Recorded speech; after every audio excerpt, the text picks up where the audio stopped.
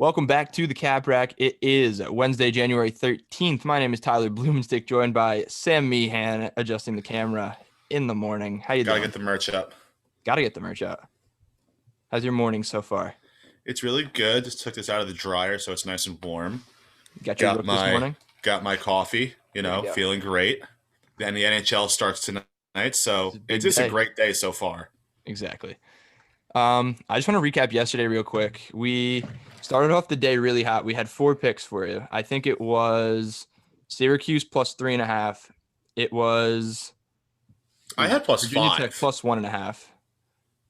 And then it was, what was the under? The Kentucky Alabama under Yeah, the Kentucky 148. Alabama under, then Oklahoma -6. Oh, yeah, The both 7 o'clock games hit like pretty easily, I know, it was and crazy. then with Syracuse plus 4.5, 5, 3.5, whatever you got, it was a battle the whole way. Syracuse had the lead for a lot of that second half too, and then I don't know what the hell happened. Like, It was a train wreck. Last 4 or 5 minutes of that game.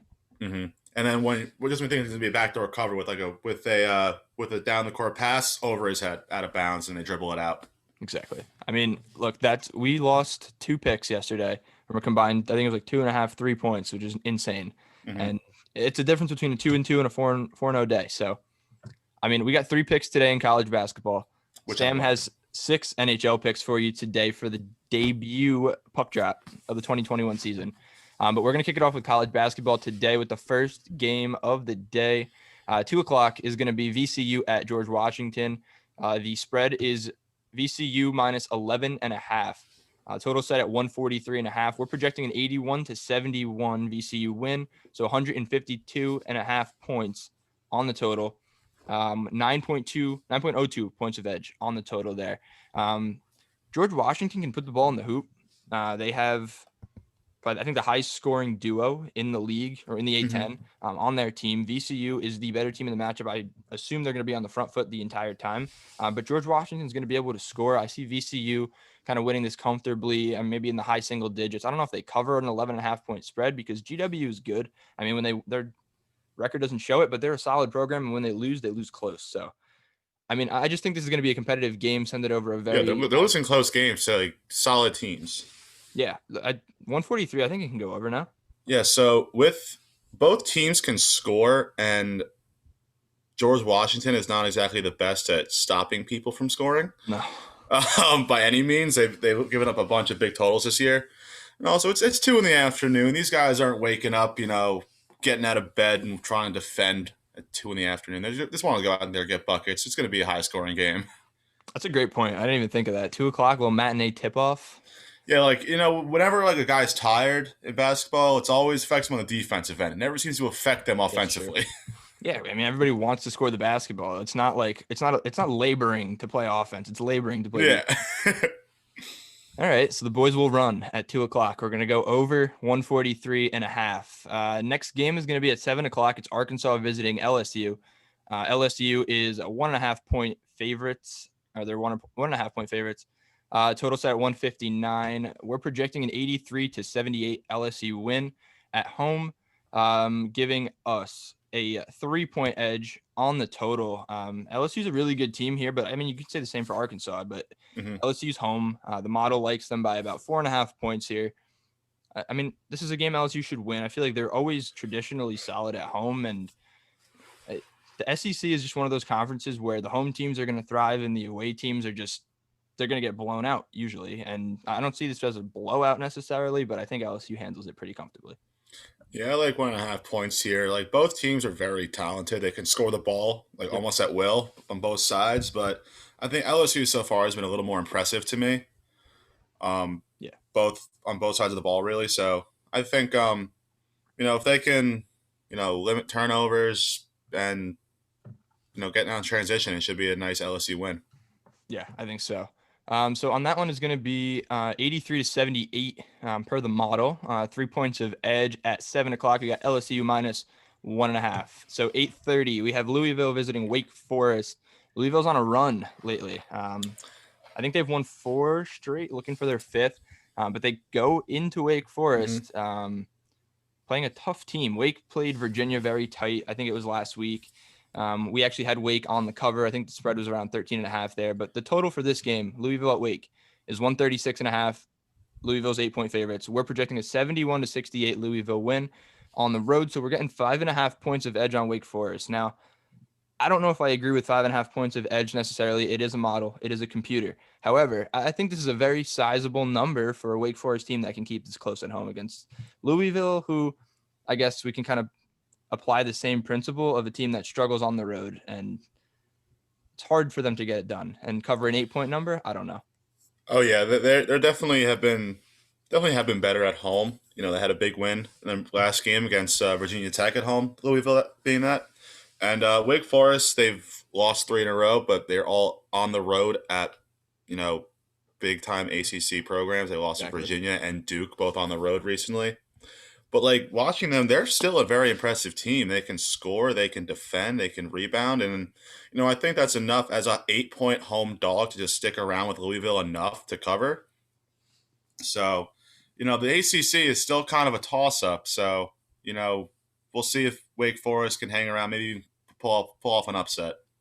Look, crazier things have happened. Would not be Oh shocked. yeah, we've seen plenty of crazy. So We've definitely seen plenty of crazy. It's college basketball. We're creeping up towards March Madness, about a month and a half away. I just want to give a quick update on the model stats. Right now, we have 293 games entered into our betting log. Against the spread, we're 159 and 132 for 54.6%. On the total, it's 152 and 141 for 51.8%. So we actually dropped into the negative on the total a little bit. But the spread, however, we're up $1,270,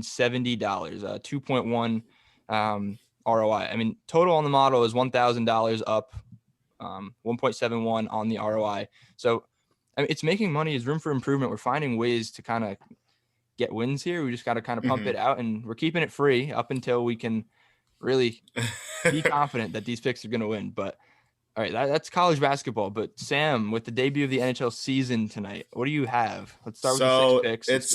it's gonna be a fun season you're only playing your division, so we're gonna see like teams play each other 8 times, and even more in the Canadian division.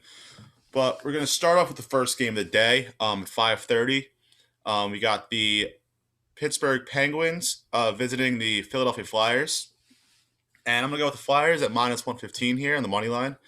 They're probably the best team in that division, and they want to come out to a hot start. Like, you're not going to win the cup in the first 10 games, but you can certainly lose the cup in the first 10 games. Right. And they want to get to a very hot start to make sure they're one of those 4 Eastern teams to make the playoffs. And the Penguins, sorry, Penguins fans, it's the end of the road for that. Nice little dynasty there. They had 3 cups. It was fun, but it's the beginning and the end there. And then we're going to go on to 7 o'clock. Our first Canadian matchup. I'm going to take the Montreal Canadiens plus 120 at the Toronto Maple Leafs. Don't sleep on the Canadiens this year. They're going to be one of those I would say top 2 teams in the Canadian division. They had probably the most active offseason of any NHL team, brought in talent like Josh Anderson, Joe Edmondson, Tyler Toffoli, had a very good backup goaltender in Jake Allen. And Toronto, yes, they have probably the most talent up top in the NHL, but not much past that. So it might be time to blow it up there in Toronto. And then we're going to bring it back to the stateside, and we're going to go with the Blackhawks at plus 1.5, and that's going to bring it -130 odds. Tampa won the cup finally, great job, but they're missing their superstar Nikita Kucherov for the entire regular season. Steven Stamkos, I'm not sure if he's ready or not. It's going to have that classic, cup hangover. And I wasn't as confident to pick the Blackhawks to win, but it's not going to be a blowout. So, plus 1.5, they're going to keep it close. And then we're going to go, I got 2 picks on the next Canadian game, which is the Oilers and Canucks. I'm going to go Oilers money line -135. They got 2 MVPs in Connor McDavid, Leon Draisaitl. I don't know if to pair them up. Probably keep them on different lines again, but that's plenty of talent up top to start off hot, but then that depth will catch up with them later in the year. And we're also going to go over 6.5 in that game. Both teams have so much offensive talent, can score the puck, so I expect some fireworks tonight. And then our final game of the evening is Blues Avalanche. probably the two of the top three, if not the two best teams in the Western Division. And I was kind of going back and forth on who to pick, like, to win the game. So we're not going to do that. We're going to pick over 5.5. And both teams solid defensively, decent in goal, but they have elite offensive talent. And I think we're going to see, maybe a 4-2 game, 4-3 game, something like that. So it's rooting for some goals, maybe a little rusty defensively to start the season. And that'll wrap up my NHL picks for the day. All right, 6 picks from 6 picks to start Sammy. the season. If my bubble picks went 66 and 52, profited 11.3 units. So, we're going to keep it going this year. Love picking my underdogs. So, only one tonight, but there's going to be stay tuned. It's going to be plenty more. Stay tuned. All right, so to couple those NHL picks, if you haven't already, go check out our brand new show on the Caps on Sports Podcast Network. Sam brought on his buddy Alec for the fourth pair, which is going to be our brand new hockey podcast. The first episode is live. It came out on Monday. Go check that out. We're going to aim for a release every single Monday. So go ahead, click the subscribe button. If you're watching on YouTube, follow, subscribe, whatever it is on Spotify and Apple. However you can get the podcast at drop, go check that out, along with the rest of what we have to offer here on Caps on Sports. Check us out on Twitter, Caps on Sports, TikTok, Instagram, Caps on Sports. Website www.capsonsports.com. Sam flashed the merch in the beginning. Go grab that. But yeah, that pretty much does today's episode of the Cap Rack. My name is Tyler Boomstick, joined by Sam Meehan. We will see you tomorrow.